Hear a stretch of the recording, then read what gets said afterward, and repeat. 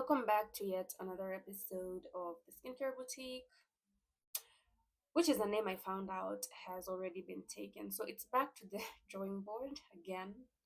But not to worry, this is just a minor setback. I will find the right name. Now, today I wanted to talk about all the skincare mistakes I've made in the past. Now, as embarrassing as they are, I feel like it's quite a teachable moment, and somewhere someone is going through what I went through all those years ago. So again, let's adjust the bun. You know what I've realized? For some reason, dirty hair holds up really well. I don't know. Is it the grime? Is it the oil inside? I don't know. But it just holds up really well. Anyway, that aside, without further ado, let's get right into it. First mistake on the list is using a physical scrub. Yes, I'm sure we're all guilty of using a physical scrub at some point in our lives. I was using apricot and walnut scrubs. Baby. The contact dermatitis that got me after, yeah, I would not wish that upon my worst enemy. Literally, because it was horrible. It was horrible. My skin barrier broke and it broke. That thing broke. Okay? Now, do I still use physical scrubs? Yes, I do, but I only use them on my feet and legs. I do have something called keratosis pilaris, and I've found that physical scrubs help at least once a week. So they do help to reduce the appearance of my chicken skin. Number two on this list is skipping sunscreen. Well, I didn't used to skip sunscreen, it's just that I didn't know to wear sunscreen and how important sunscreen was. I didn't have what I know now, I didn't know then, right? I lived in such a hot town. It was like between 28 degrees Celsius to like 35 degrees Celsius. And I would walk outside in that sun and not wear sunscreen. Oh my god, what the hell was I thinking? But then again, I wasn't thinking, right? Until I did my research into sunscreen and tried different sunscreens and found one that really works for my skin. Another mistake I made was using both AHAs and BHAs in the same skincare routine. That is one of the worst things you can do because it will break your skin barrier. And restoring your skin barrier, as I've mentioned before, is not something that comes easily. Can you imagine? I was using salicylic acid and vitamin C in the same skincare routine.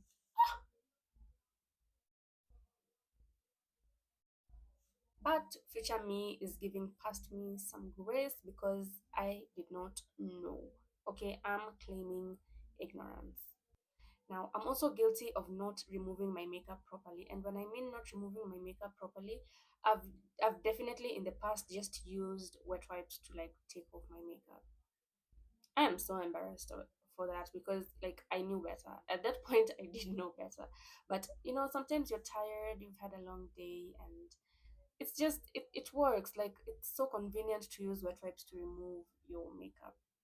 But I did find a hack that works and it's dousing your wet wipes with micellar water or makeup remover and then just using that and then going back in with your cleanser and you're good to go. But yeah, I knew better. I should have done better.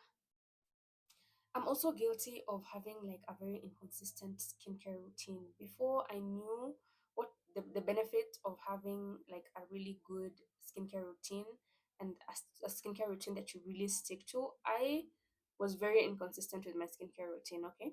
I was super inconsistent with it. One day I'm using active ingredients and then the next time I use it again is like in 2 weeks. Yeah. But then again, I was young and I'm giving myself grace. I'm also guilty of using harsh cleansers that had alcohol in them. Usually, these are just from the supermarket right off the shelf. I never would check the ingredients because I still did not know what the ingredients were and how certain ingredients are not right for my skin.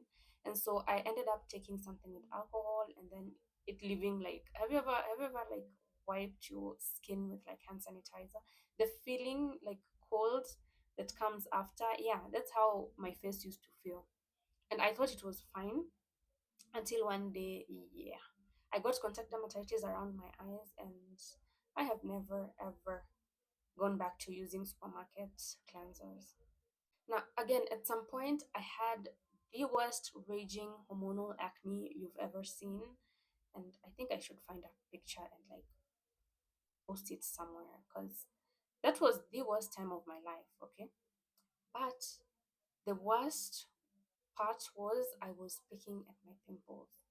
I was definitely picking at them, and it's so hard not to pick at your pimples, but I was picking at my acne and I was not even doing it like in a hygienic way, right? I was just picking at them because they were so irritating. And also, I had like clogged pores, and so I'd use like an extractor tool to get in there and really like squeeze out my clogged pores, which was satisfying, but in the long run, no, not really. It gave me the worst like hyperpigmentation ever that I still have to deal with to this day.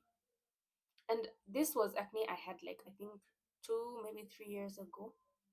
And finally I was using dirty brushes. Like I never used to wash my brushes, my sponges, any makeup tool, you name it. Yeah, it hadn't seen water.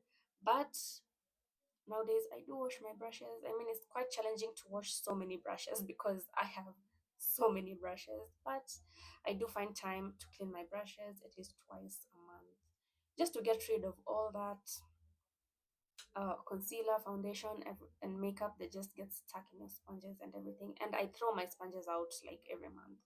So if I used two sponges this month and like kept washing them and this and that, I'll throw them out at the end of the month. So I usually buy everything in bulk just to help me along those lines. But yeah, that's it. Have you made any of these skincare mistakes before? Leave a comment in the comment section. And as usual, we have come to the end of our episode. Please like, share, and subscribe. Until next time, I can't wait to create another video for you guys. Goodbye.